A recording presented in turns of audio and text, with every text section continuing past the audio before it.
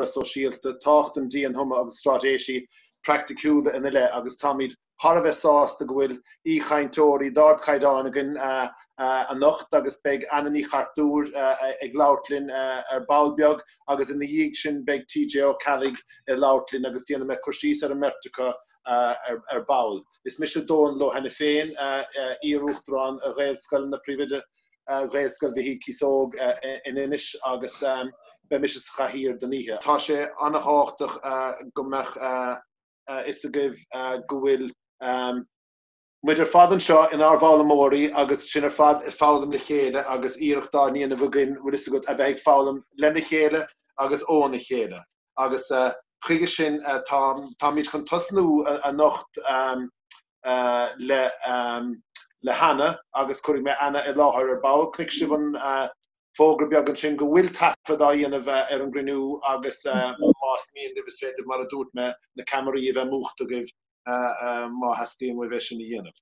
So, anna ní Chartúir, catá le rágan faoi anna? Well, tá hena gibh go léir ar anna ír uachtarán Gaeloideachas agus I lárnach sa Gaeloideachas ó thosnaigh sí ag teagasc agus ír phríomhoidí leis an mhuichíl a Conamara agus I inis faoi láthair ag obair Scoil Sailearna mar bhúnteoir Ideachas Speisialta agus I déanamh córdnú ar Ideachas Speisialta sa Scoil sin. Danny gur chur me anna henir an nuair bhíon mar berta stadéir hir ar an gathú roint blianta hin agus chuir sí mise imime host go minic agus nuair a bhí sí caint so tuigeann sibh go maith gur ben ábalta cumasach ildánachaí anna agus tá sí chun timp denómatí nógánomatí ag cainte a dhéanamh libh inis ar an ábhar. So anna chútsa inis táimide a tríal súscail Conamara agus táimide súla de glór álan even bín chus. Okay, rahan ben, raig dat. Gur maithad fi sin a Dónal agus Dírithe bar fad. Bhfuil mar dúir Dónal tá mé níos go mar chóir mór riachtan na speisialt éidechas an seo Scoil Sailearna. Scoil Gaeltachtaí Scoil Sailearna. Fuair is ráchiad gasúr an seo ag gantar Choiséirigh ag Conamara. Agus díreach mar chuirtí spináltas tóhéad an Scoil ar dús riont figúrí rib. Bheadh tíocha cúig faoin géad go na gasúr sa Scoil seo is cantarí dú chuirtíad. Bheadh beidir meascán Gaeilge agus béarla ag chuig faoin géad scoláirí na Scoile agus bheadh an 15 faoin géad eile ar bheagán Gaeilge. Rudog mit bhí deara am líana go bhain na níon an nú a bhí tíochta seachar Scoil agus tá fehníach go bán, mit an patrún seo faoi deara agus bhí sé cinál súntasach. Go rá líana gantarí dúchais ag faoin géad, go rá líana gantarí le Gaeilge agus béarla Somáile ag faoin géad, ach an chéadúir déir an riamh go rá 60 faoin géad an gasúir a bhí tíocht seach san líán ar bheagán Gaeilge. Agus tiicte beag gur dúlháin sách súntasacha sin Scoil Gaeltachta le céitad an réisúnta áard chainteoirí dúchais agus site a bobbal tá ar phobal anghaalach agus an bhfuil an Gaeilge go mór chun cínnte. Tuigim go scoileanní beaga praiticiúla is forward scoileanní na Gaeltachta agus tá taithí am héanaar sin agus aíon dúla eile acapsan. Ach stóí leis an díon ghlasáil agus mar sin agus muidir níos in éis ar Scoil agus go bhictar tásúlam go bhictar go iad a chuid puntáistí na Scoil sin mar gur féidir an Scaradh Sóisialta chuir bhaimman pub agus gur féidir an toma a chuir bhaimman pub agus gur grínta chuna bhúil méid sin a bá. Réanú sin céal go lá eile. Ach cosú le scoilnaí na tíre I liug Dagdach sé bhí caite ag gasú na Scoil Somáile agus Meán Fómhair bhí riarmhacha go fillir Scoil agus gan Gaeilge cloistí an látra a go léithú le fada an lá. Agus cé gur a bís agus bhí bís a cholaganir híocht réis í is ag an fuair na Scoile chomá agus ag bríomhaide ríomha gur opair mórún sa chéad seachtaí leis na gasúr is spréaga agus ag rísa maidir a láir go Gaeilge. Bhí sain freisin gur grúpa mór tíochta seachas na líonán agus gan éon tréimh se áma caiteach ina chéile líonra mar a tharlíns go hondúil ná in éon síomh eile. Mar a bhíns go hondúil sa tíochtar Scoil agus méid áirí teanga acla pábhar sin. Is cínta go bin ceann na ceisnaí tháinig idir dígus colnaíthe fud fad na tíre I déirmí lúna sam líanas na Gaelscoilnaí agus is Scaradh Gaeloideachta a chuir lenar bríomh a hain agus fiach go gromid a tasí réis agus go binna bírúne amach.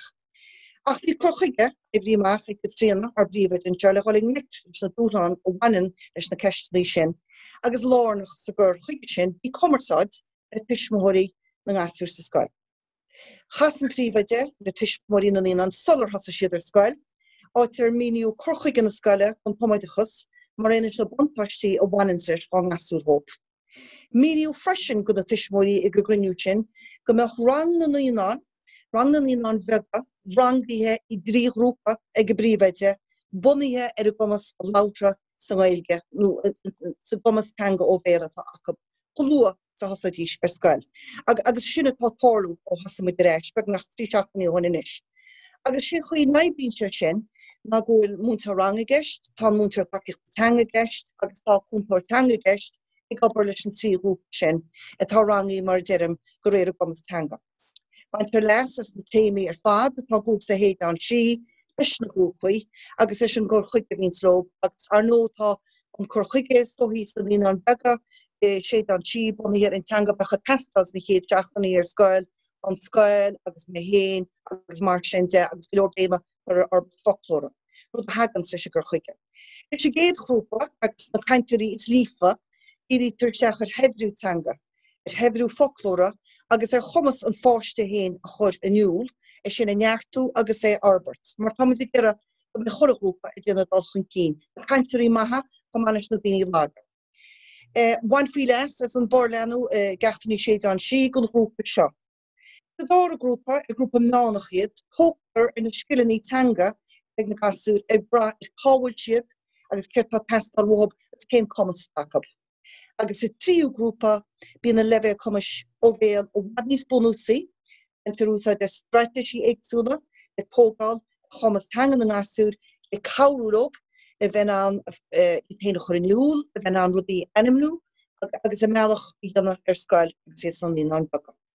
Nis áiríonn na grúpaí sin a rinne bliana na dhéar ghulchan cín na gasúr. Agus aibríonn an crochuige seo agus fáilsín commas cainte na gasúr mar bíon an chúna tá ála go dírí ar an réachtanas tá acab. Agus sin múteoir rang stúrann snabbert agus bíon an crochuige agus na spricaní teanga intia idir an trúr múteoir a bhíon sa bhail na grúpaí. Nis tugann an crochuige seo an deis go na gasúr fólam an grúpaí bega. Clufií immert. Éisteach go grín leis an múnlú teanga a tar bon ag an múteoir.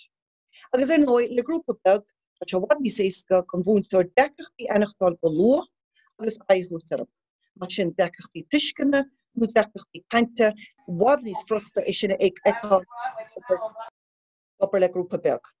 Het is gewoon een policy het gesteld dat de goal moet aan een krachtige show outside. Agus ook die geschool. Tam het dan een show outside snap omrangen meer vaart. Agus tam het outside de miljoenen kennen die en de outside al niet aan zoals gevat le range doel. De herve goal goed worden gedek. Worden die en Tábhacht teanga ó bhúnteoir Tábhacht teanga agus den nodig le cúntóir teanga agus mar derm sinna daoine tá món.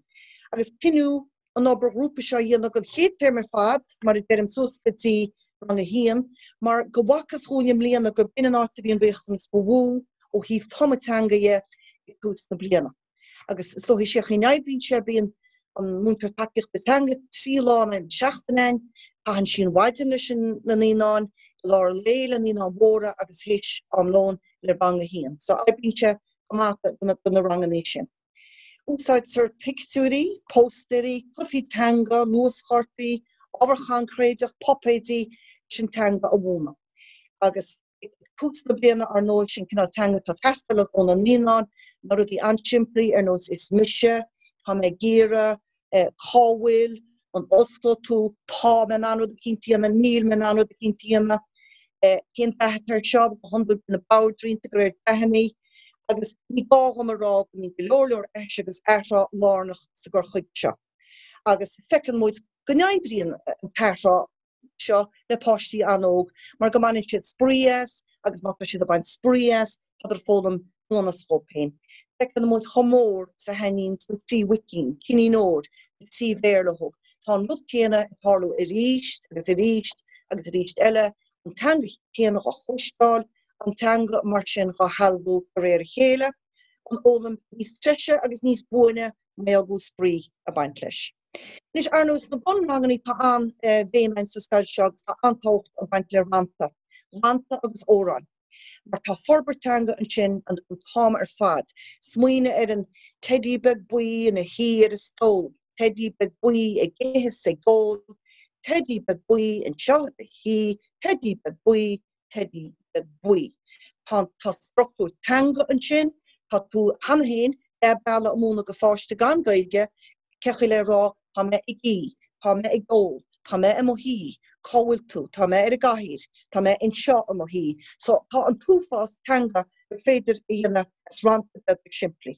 Agus anó bín an struchtúr puí tanga an tub, bín córéir na nabartíán, smuoine ar a ganseo is Smál am baine, is Smál am té, is Smál am cócó a lár an lei.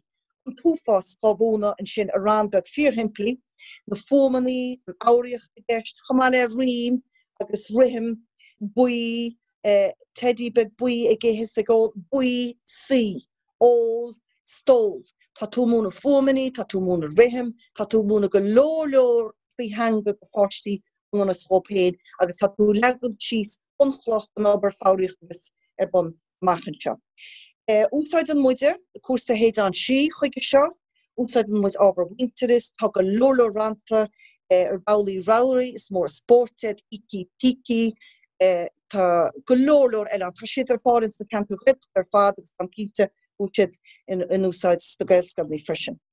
Maidiris na rang an eile, so ar tháinig muidir éisiom líana, seolú rífast ag na tuismóirí, i míú tábhacht an Coméideachas agus na Gaelgeróp agus a ggéire a go aibrú. Mar aimíon muid bhfuil molla agus meála leanúnach testáil ó thuismóirí le go dtí siad corchaigh an na scoile. Go bumpáistí rábáistí héin agus chun go aibrú chinú. Agus sa scoil seaine ar an muid go rialta ar thuismóirí bhfuil Gaelgacab i láithre an asúd. Go aon tuismóir eile ar tar ar a méid Gaelgatá acab a úsáid ina go asúd, agus dárítar an policy seo go rialta go thuismóirí agus leanna an corchaige seo ar áis na scoil. Ag tús na scoil riana seo, hín an scoil seine, cosú le go leor scoil in na dhéile tam cínte, rá am a bheith aine maidin, go bhacaí gasú ag scoil, agus an ód chéanna a garabháile sa tróna, a bhaile cúsaí trachta, agus a ríist a bhaile an Scaradh Sóisialta cíntu. Ag an rangan í le, ar le ag ámantí igsúla, fágann siad tróna ag ámantí igsúla agus ar nuí í sochtú ar lehéin go na níonán, chaid tréimh sin níos gire ar scoil dús na bliana go chéad chaidcíis. Bín príomhide na scoile seine a móhain sin búnach stálach, sa glós Britanna gasúr a bhágad ar scoil ar maidin. Nuair pe siad chámáú tróna agus nuair tána níonán a barabháile. Agus bín sin súsa chúghuaire sa ló. Chúgháilta tá gceiste ní chúgurach le. Is cúilt lárnach ar seo gon chorchaige tá ag an scoil in is cús na bliana agus muid a ggéire Meán chur a bhain. Bín siad paint is a cumartáid le tuismóirí, bín sé seo tarlú go neamh ar múd, agus an réig le cloisteáil idir phríomhoidí, idir tuismóir, idir na gasúr, ach ón dáirseachtain agus muid ar éis ar scoil, tá an phríomhoidí a gúsáid an áma seo le nahannaí cainte a bhúna go na gasúr. Rud a bhíochaidna aice ag an tinóil cholamhaidin le bliana nós. Nis tar nó ní an tinóil a tarlú ní smó, ach tá sí roianna sin sa glós, agus tá na páistí a cloisteáil nahannaí cainte leagannach í brá, a bheith testáil mhóp sa glós ar maidin ag na hámantí éagsúla. Mar hampla an teachtain seo, an nathbhí múnta an teachtain seo, agus bhain se le a cuasaí peile, chrú na breanna an clufa peile is maith an aghaidh ar a bheith.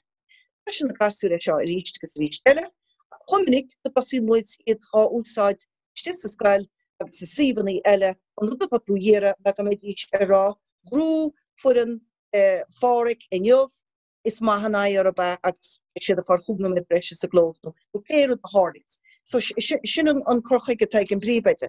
Nis tá chéad a bhealach isteachnaint sa scoil ar maidin, agus chéad a choras, agus bíon múntóir seasaigh cholachoras chamáile múntóir is tis a rang le fáilsú rubh na gasúr. Agus bíon an múntóir sinna tá seasaigh doras an benúb na gasúr ar maidin, anú phríomhoidí má ectoríad sa glós, mar ní hecinn siad níos fuide na doras na scoile níos mó ar nói. Ach tá an chéad chumarsáil seo diontar le phríomhoidí gasúr maidin an thábhachtach sírim agus go réimar in na lintí ra ag gúte níos tábhachtaí fós. Chuirtar an gasúr ar síimris agus iad na fágáil sláánna go phríomhoidí, fáiltí de rúb seach sa Scoil, agus réitíonn sé an bailach freisin a hanga na scoile agus go hanga an lé agus go dtíhann tú meú na phríomhoidí gur tríghilge táid amúna sa Scoil seo agus tríghilge is mu leis na páistí. Nói is goil go bháinna tána chuirte le na gasúr sa rang a bhíon lé, múnta ranga, ongúnta ranga agus imon stúrach an ranga gahan lé. Nís ó híhann chuidéile an Scoil ge sinna na bonrangaí a chlár séad an si á úsáideine ó hús go déir na scoíochta.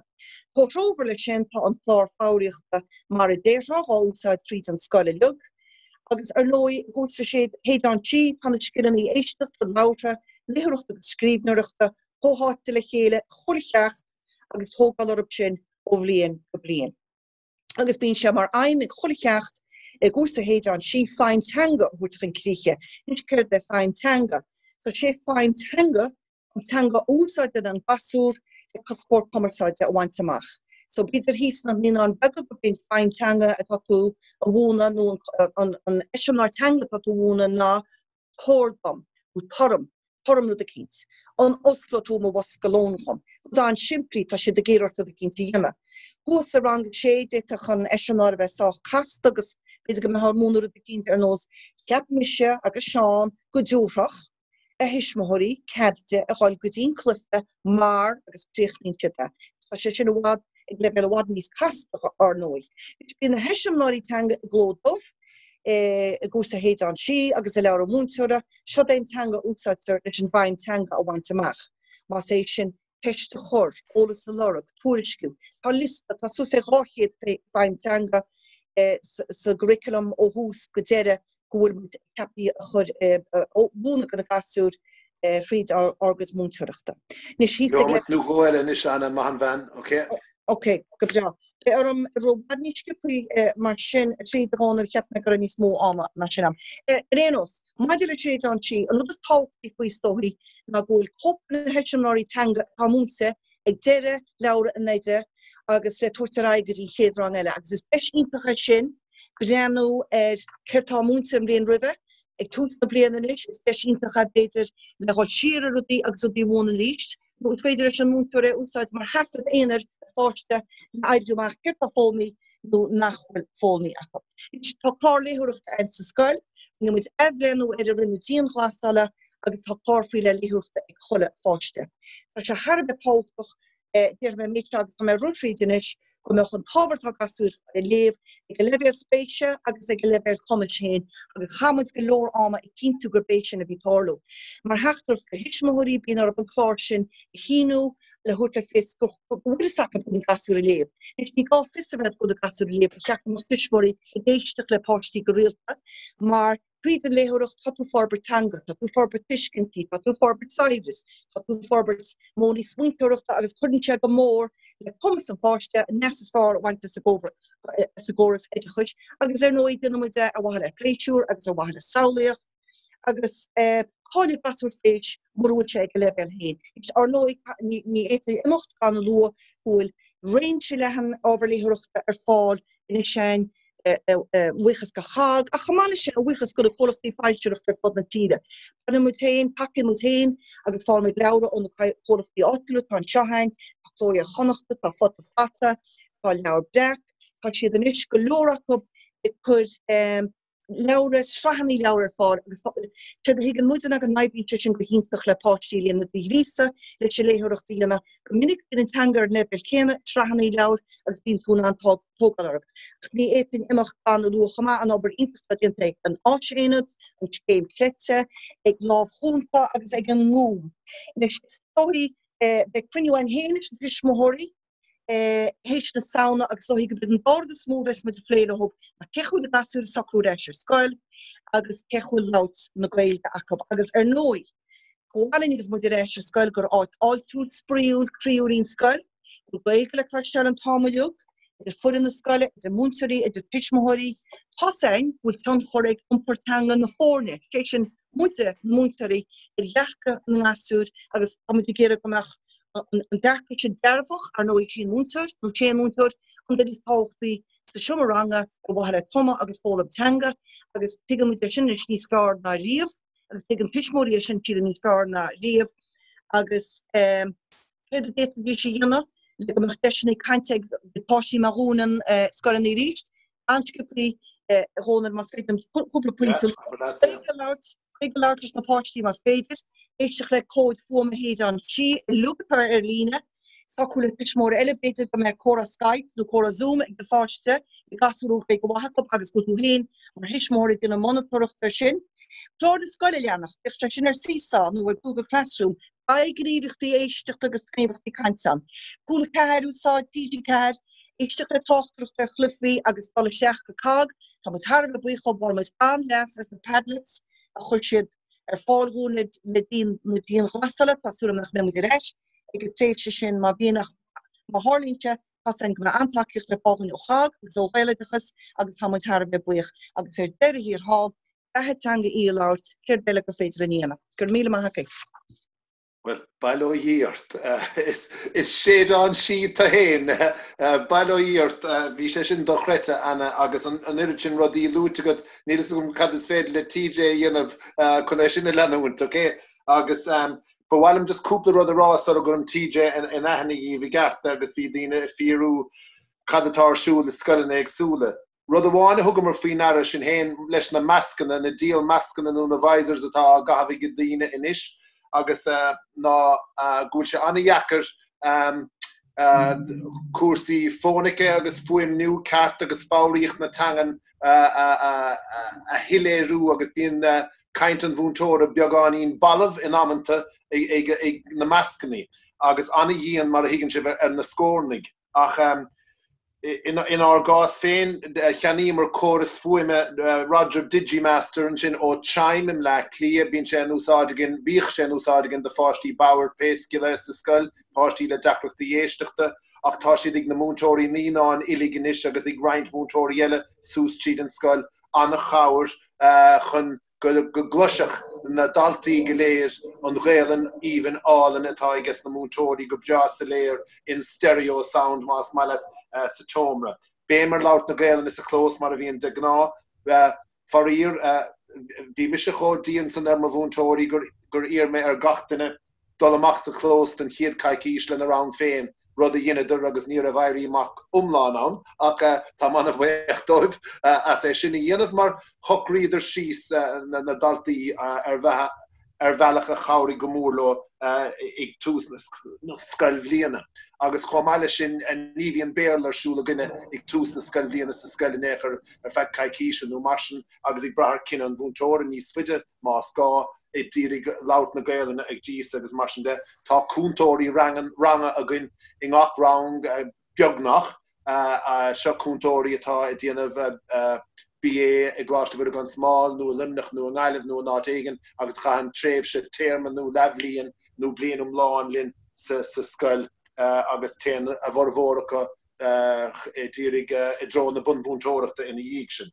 Agus gandát anna hácht a cabhar a loragos na daltaí féinnig agus íon píar na daltaí féinnig bíon féin á dhéanamh gcónaí a cabhrúlinn in san rud atá siúlagin agus de gná bíon freigra har a bheith dearfach agin. Inis tá míid chun dul a raig chuig TJ agus tá sé chun bheith cúig nómatí nó lethúir a chuig nó mar sin na chahabh caintlinn. An dochtúr TJ ó Ceallaigh atá na stúrthóir ar an máisteach de dachas sanna dachas lá Ghaeilge agus Gaeltachta ag Coláiste bhfuil gan Smál limnach sin an tedal atáge níos táchtaí ná sin Mhuinteoirí Gaelscoile íorfríomhoidí Gaelscoile agus a lán ibre diantaige agus taide diantaige anna spéisiige gan dása tomadachas sa luham am lán san Fcát agus an fáim cóáte ábhartangan agus bhí sé ar bhrise habóidach an san ledíanaí agus cín go bhfuil leabhrán a fiabhann nó go raibh anna bhainteige leis nó bhfuil capitalí leis díreach fáilse faoi Ollscoil Alberta más má tá ólas a goibh ar Canada. So is tócha gur an san hála bhí sé i cóibhriú le cuidas na dochtúirí mór le rá an sin. Anna chara leis an Gaeloideachas agus anna chara fad líne fad an sa. Tá mí an bhaochttaí TJ. Tá an leabhar an ghéir €85 ach beidir gan gach Scoil cótaháin ar an ligin agus Biomid an scéal fad bhfuid féin is ardar agus a bhfuil leat. Gur míle mágad a Dónal agus fíorfáilte rómhisteach a chuirde agus anna hásta go dó a bheith libh ranóna. An céad rud a dúis an féidir libhse mé chláisteáil agus sa léir. Féidir? Is féidir go húntaach agus fecinn sin na sleanáin in sin comá. Yeah? Go hálan, yeah. Húntaach? Anna bha, so bhfuil is go mar a chóla se bhín sin á hóna tá beidir túramas lethúir a clige gom, so hamse chun scúr de thuirtar na gnéithe seo a go háirithe. An céad rud be mé hamse chun is socha Scailgh dhéanamh ar cúpla principal atá mar ancra na fáilme teanga is íomh an tumadachas ar dúis. Mar meastan goil sé annaháchtach ar fad dul thar neas go dtí na bun principal sin agus go bhfuil tuiscint thomláin a going ar cad go ddíireach a thar bun a going in ar seomíranga agus in ar scoilina. Agus téh mó na seomíranga rang na fiú. An céad rud eilinn sin a bheith le círa gom ná an teanga mar achfan. Cad go ddíireachtá geistin sin a mí ag brá na leanaí agus na páistí nó na gasúir ag breag go thomláin ar hanga an mhúinteoirí a sé ar hanga na fórne anú ar hanga na naltaí atá na ggóilúdar in sin. Ach an tácht a bhaine le hunkar teanga atá thar a bheith sever agus a ggóhéic san éagsúla. So ham se chun beáín plé anmh míallar a lehéad a gceann second. Chomáile sin ní léonmhathas hunkar teanga a bheith tuchas na leanaí ar fad, muna bhfuil deisina chu agus cúisina chu an teanga sin atá múinte go sciúil a úsáid le fócas agus an tríochéid an sin cinnte dearfa beidir go bhfuil an teanga múinte, beidir go bhfuil an deis crutha ag an múinteoir nó ag an bhaireann ach muna bhfuil fánar na leanaí an teanga sin úsáid ar bhaile cumarsáidí anmh as asún féinnig nuair nach bhfuil an iireann timpplairthú i glós an Scoile tá rud ag an cailteann sin a ríist. So be mé is socha ag féchant ar na straitéisí éagsúla atá ar siúlagaing ar fad agus a bhí ar siúlagaing agus a bhín gcónaí amon éhlóide agus a gcónaí ag athrú ag brethar riachtain se bhí nás ar ggóir ar bhathe le fánn a spreige i meas na leanaí atá faoin ar ggóram. So na principal ar le agus nílamach chun féchan ar cúpla ceann an seo an céad ceann gan áras ná tá unkar farsing na Gaeilge ag tastáil le haig fálam teanga ráthúil. Is síomh an tumadachas lá Gaeilge sa Gaeltacht nó taobh mod an Gaeltacht. Agus cinnte dearfa tá unkar teanga an mhúinteoirí thar a bheith táchtach ach féin na leanaí Gaeilge ó íonsí éagsúla eile freisin agus ní mór doing na faointí sin a láthair go flúirseach dóibh ag brethir nó riachtain se bhína chá ach an tácht a bhaine le hunkar teanga ní féidirling bheagsúil le teanga ó na páistí muna bhfuil an teanga sin múinte na curtha ar fáil dóibh ar bhealach éigen. So an tarna rud an sin ná rud bháin teanga bhuaine agus sciúil agus teanga a chur ar fáil agus is socha spruchocail nó ochar eisiom léirí nó gnéithe na gramadí a bhuaine go sciúil sa rang ach muna bhfuil deisina cháin sin ag na páistí an teanga sin atá múinte a úsáid agus iad mun cumarsáide lena ggóbhádóirí sa rang nó taobh mud an rang tá rud éigean in asnamh an sin a ríist. Mar bíon deisina idir gníomhathe gan tóir ag tastáil chun cur ar a gcumas an teanga úsáid ar bhealach crin cuí agus an núl i ggóhéic sanna iníochta an sin timpeall na Scoile agus taobh mud an Scoil fiú. Agus an tarna rud ar an trí rud an son ná tá ascar teanga ráthúil tá ascar ráthúil teanga riachtainna chumá sé sin bíon an álamtanga bíon ar álamóirí an álamtanga a giniúnt ar bhatha le teanga a healamhú agus ríis tá scileanna éagsúla ann ach caiigh na leanaí na scileanna ar fad a úsáid ar bhatha le teanga a álam agus an sin an próisis giniúna sin a chur chun cín. Agus an rud is táchtaí is síomh an tumadachas a go háirithe taobh mud an Gaeltacht ná is sochatá géargáil le béim a chur iireann na teanga agus sin I gur bhaim an tagaisc agus na fáilme gan áras agus tá rá farsing a gin sin. Tuigeann sibh go ríomhá go bhfuil asnamh gramadúla agus léacsacha I gceist nuair hagann sé go siamh go teanga na naltaí is siamh an tumadachas go háirithe agus mar sin tá géargá dúinge mar mhúinteoirí béim le a chur irim na teanga ach an irim sin a ranú le fócas bunathe na sanríochtanis a bhín os ar góir.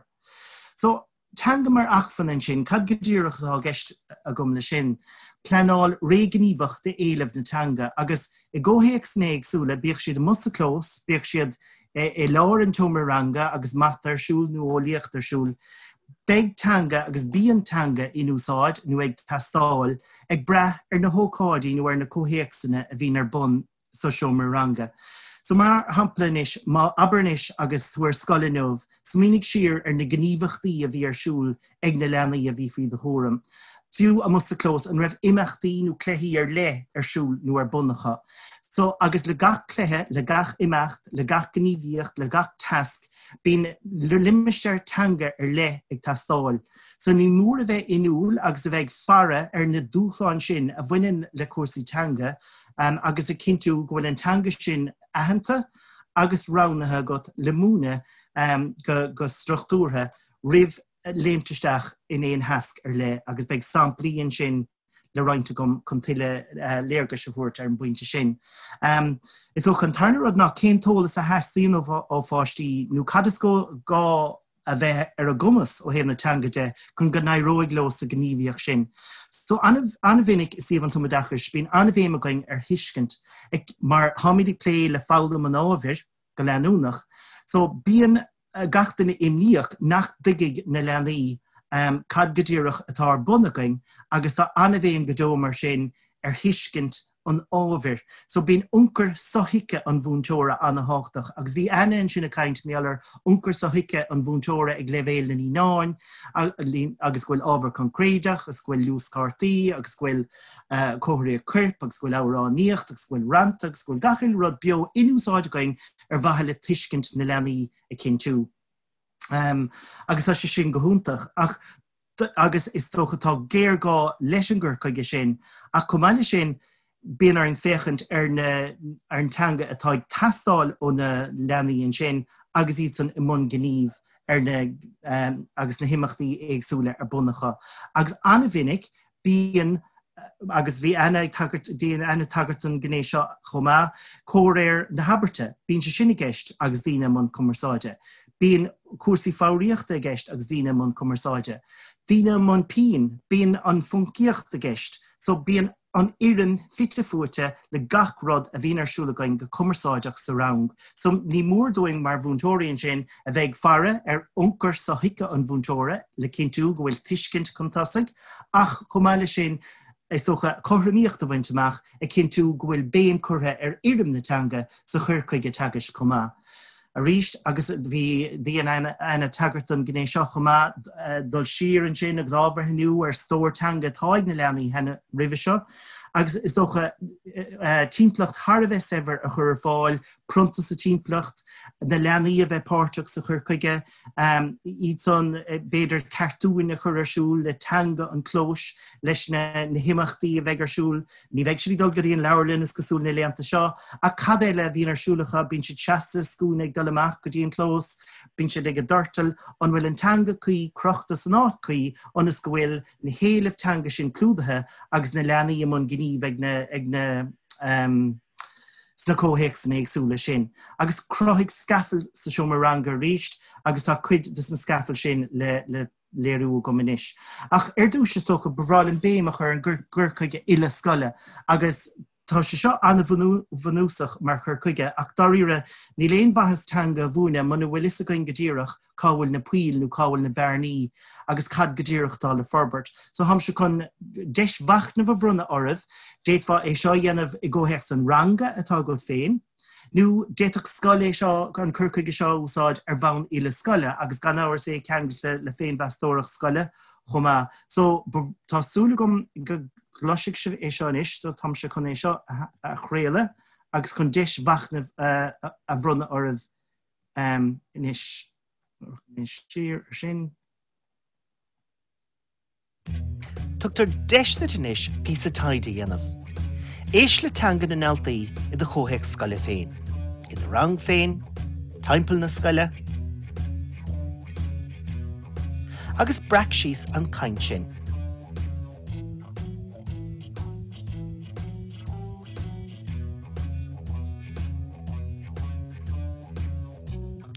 Déan analíisiú ar an gaint sin. Sé sin ar na sunraí atá bailithe agat.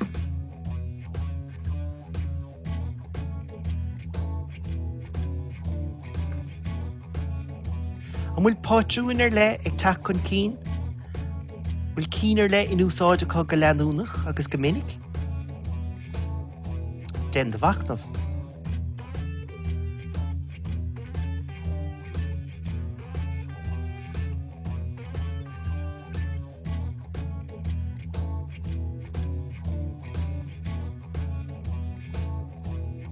Raunig strachtúr a bháin atá cloiste gud, mar hampla tá sé misis, agus den mion analíisiú air.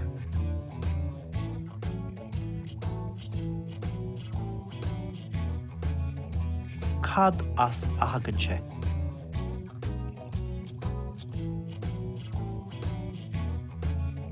Den de bhachtnamh ar gnéithe na gramadaí a bhaineann leis an strachtúr aitheanta. An féidir leat na gnéithe sin a aitheant go héasca?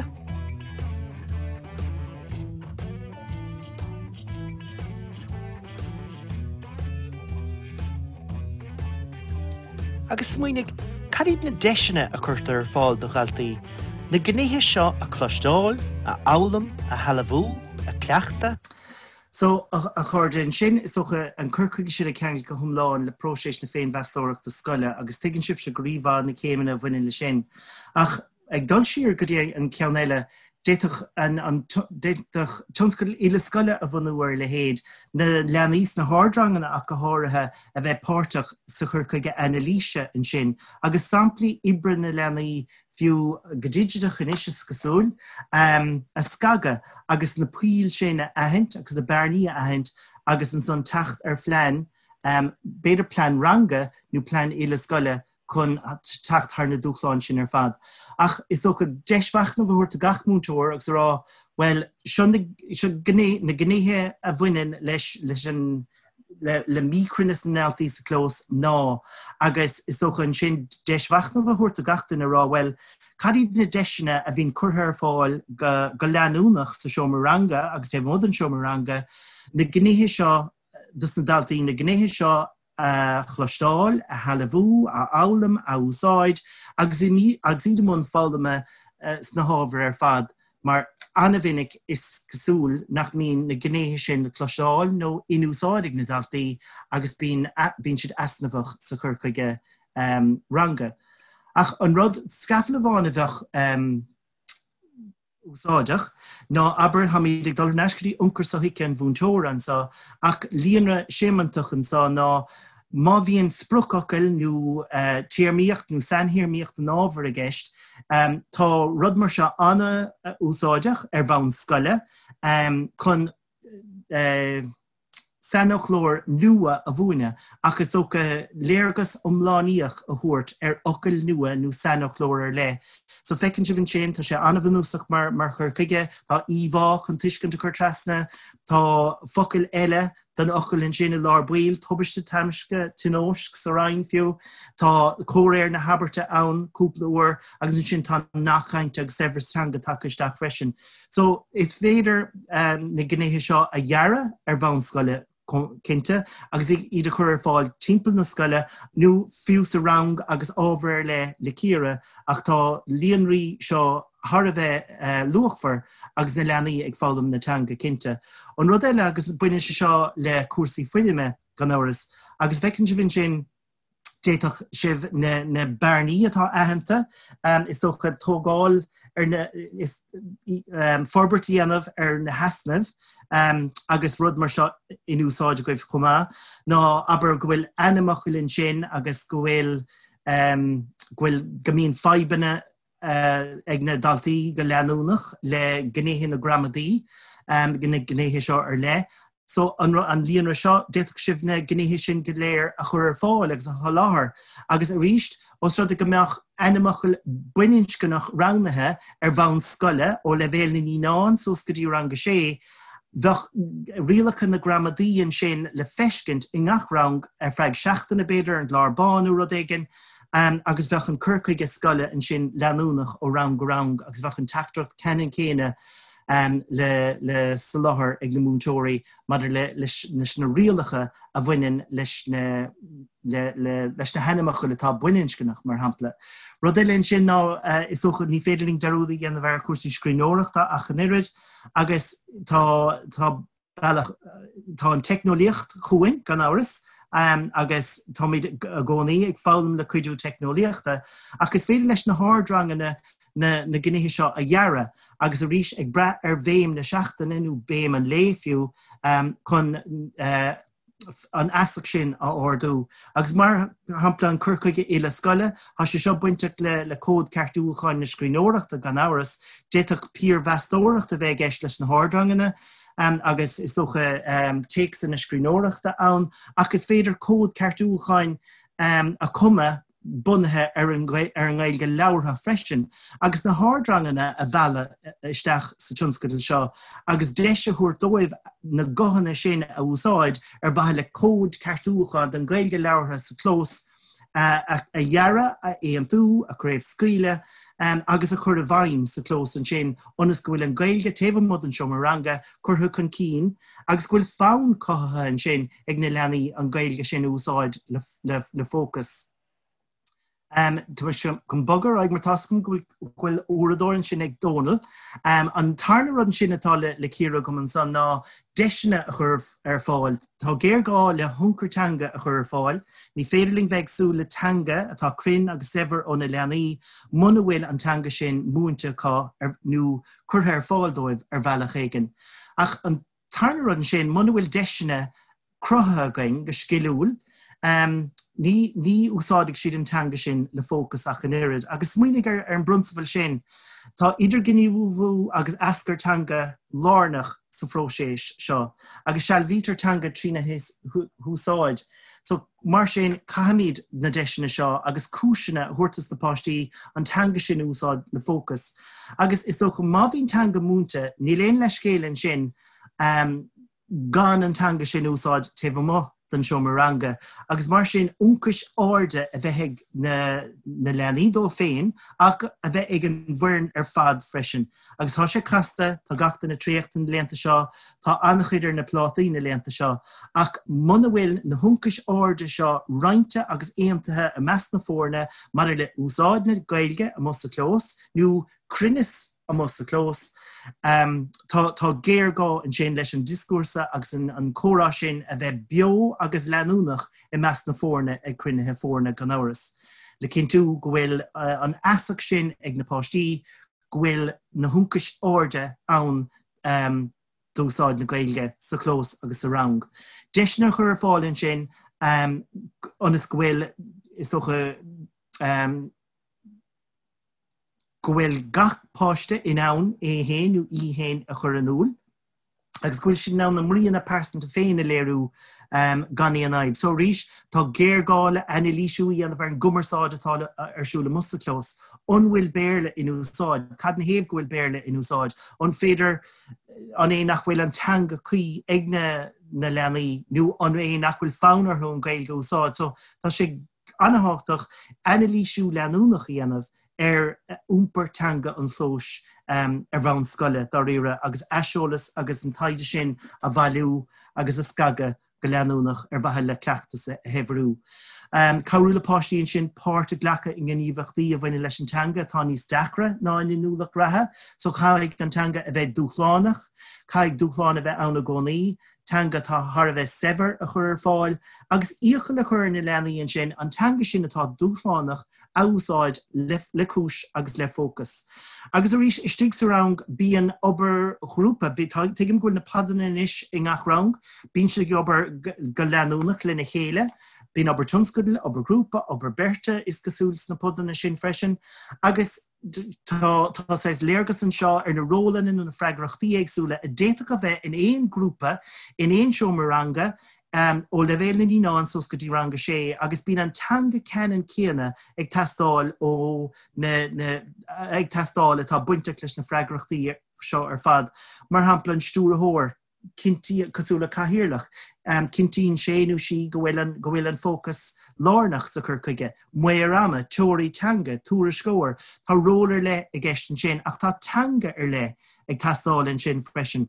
So rís mar hunscadal scoile, bín obair grúpa, obair bheirt ar siúl go leanúnach ngachrang, mar hunscadal scoile béidir gomach se úsáideach, plan scoile a bheith ann, agus an teanga seo ag éirí níos casta do réir mar a bheith na leanaí ag boga ó rang go rang, agus sebhras na teanga ag teachtaisteach go láidir, agus na leanaí ag boga raigs na rangana.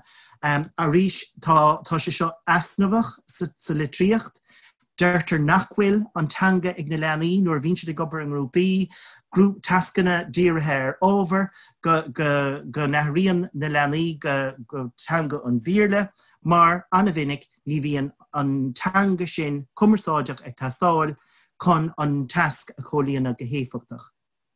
Rud eile sin ná cinnte tá an teicneolaíocht chuing, tá míid tá táling bhfuil deisiúing fáim a bhaint as an teicneolaíocht cinnte, agus is socha tuigeann sibh agus a haíonn sibh na gnéithe seo bhain le curriculum teanga na bunscoile, agus a rís ag tarrant ar an taithí atá gcuinge hín agus cairn na clocasaigh san imid san na Daxlan Gaeilge agus Gaelscoil sa Coláiste, tá na gnéithe tá na chlóir seo in úsáide going le fócas chun rudaí ar le a bhaint amach.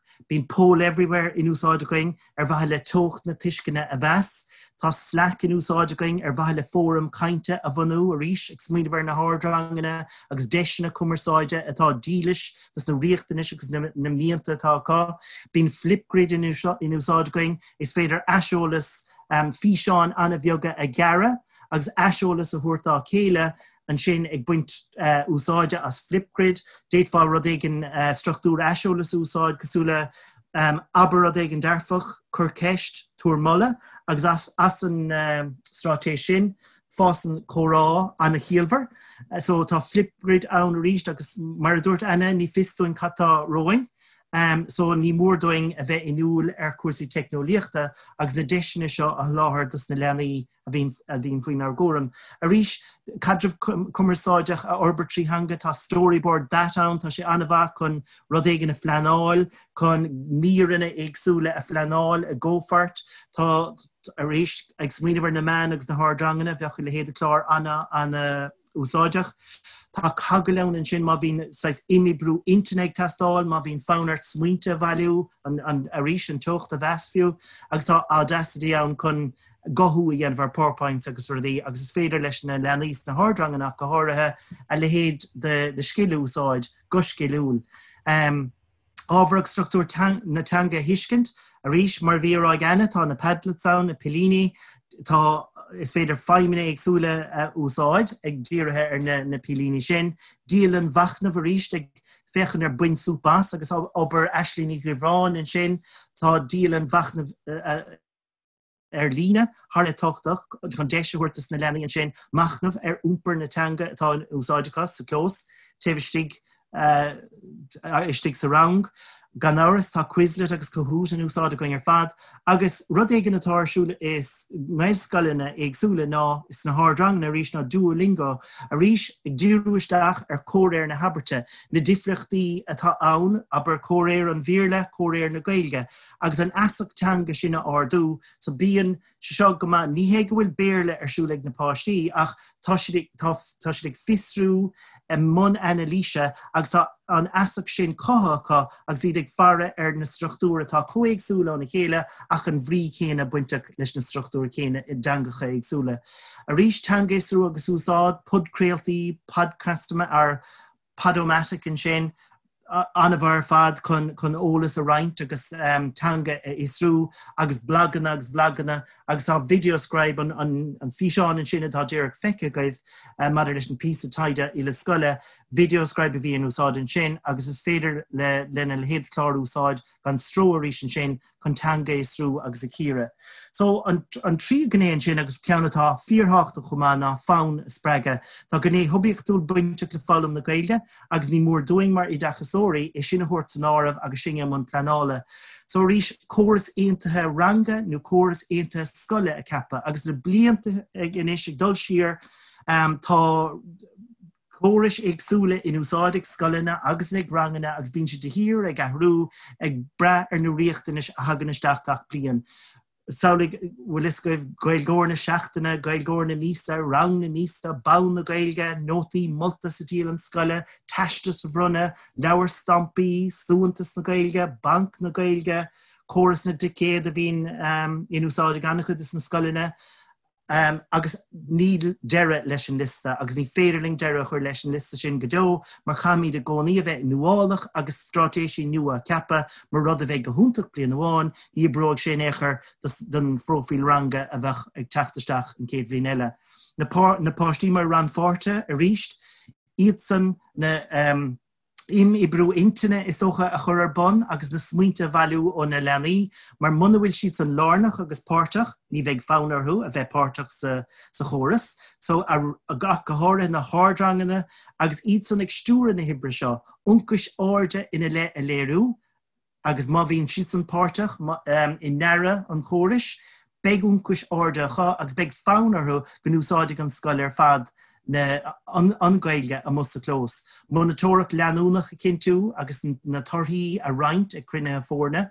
Fíne sin na fálamairí se ceúra, chlár na bhógraí, tá nuachlitir didirchanis gach scoil, tá bailí agsúla gach scoil inis na hócádí seo a ceúra, agus aitheantas agus an asach sin ardú a ríist, agus spreagann se sin mar is óldíobh se go na daoine atá drogalach an Gaeilge úsáid agus a chur chun cín, taobh mud an seomaranga a go háirithe, agus ábhreithinú leanúnach agus éhrú de hir gan áras.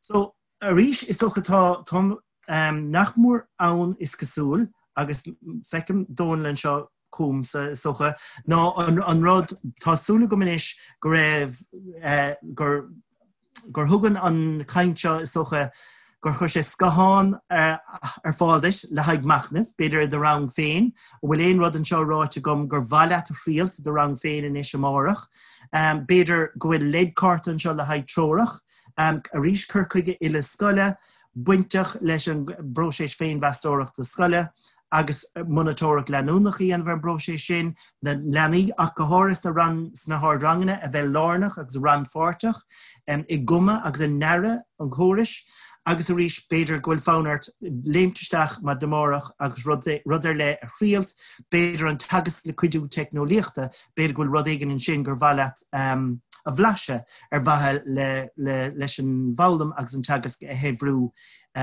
sa rang I do rang féin nó I do scoil féin amórach. So sin é chuirde, se chun ágan sin agus se chun an roinnt a stoppa an seo. Right. Ardar bhí sé sin gohúntaach ar fad TJ agus tá míid har bheith buchtíad as the fashion agus the hanolalas agus the chuid taide a rointlín sin agus tá cinnte go bhfuil go leor túramí a beag Cíosóig Muinteoirí.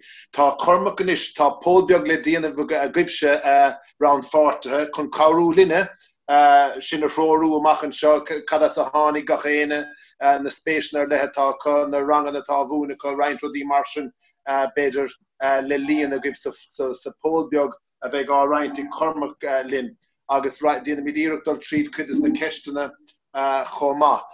Beg tastas tinrah mar a chin se bh híran sin ar fáil de chuileghine a bhí páirteach linne nocht os cion le chiad an sin ag puinte éigen bhhalamsa well íri ar iver fad dús an póbeag sin a líana go handtapig ní hoki sé múrán ama oribh okay agus just cabhróig sé linn mar a derem an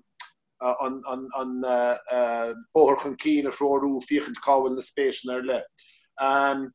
Bhil a bhhéchas ó chrí a gháil le Seán Ó Haragán agus le board Gaeloideachas agus go háirithe an san de fuireann Gaeloideachas as é seo láhanid Ciara, Peggy agus Cormac a bhí léana nocht agus tá níl míach na hús is sra seminar a bheith an seo seminar an óir agus tá sé feice gibh ar na Meán Fómhair golóir cíneile a teachta níos agus Tábhacht Teanga í lát agus é sin lúta go minic agus annach chud forbertí ag tarlúnt a mohan san sa Gaeloideachas.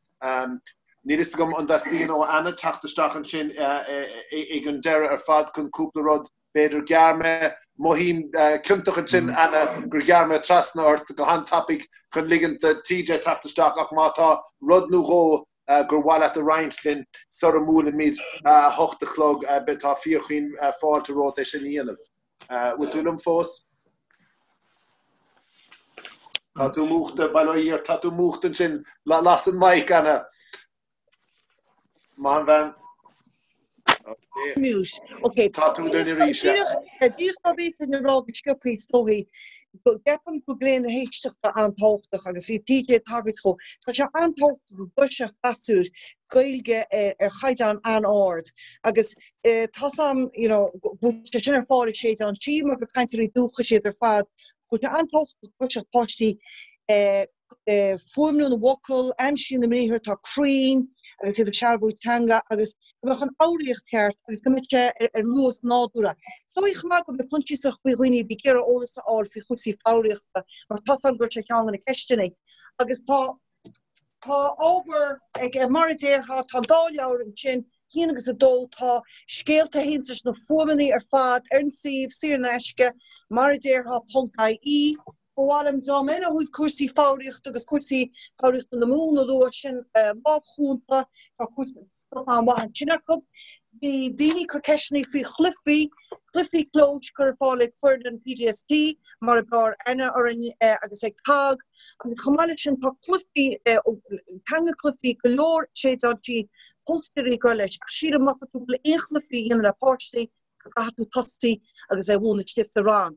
But le chur láthir fáistíní sinne agus in TJ go caiintearb tunsca do leháinatá an tíbe dereachtar an ar Scoil héin le blian na go réitíon rang sé ábhar agus go déon siad isteach agus go gurn siad a láthir diise agus sin go sin antáchtach le het réiteach an danscar a chamáile sin a bhile muín chahús na gasúr.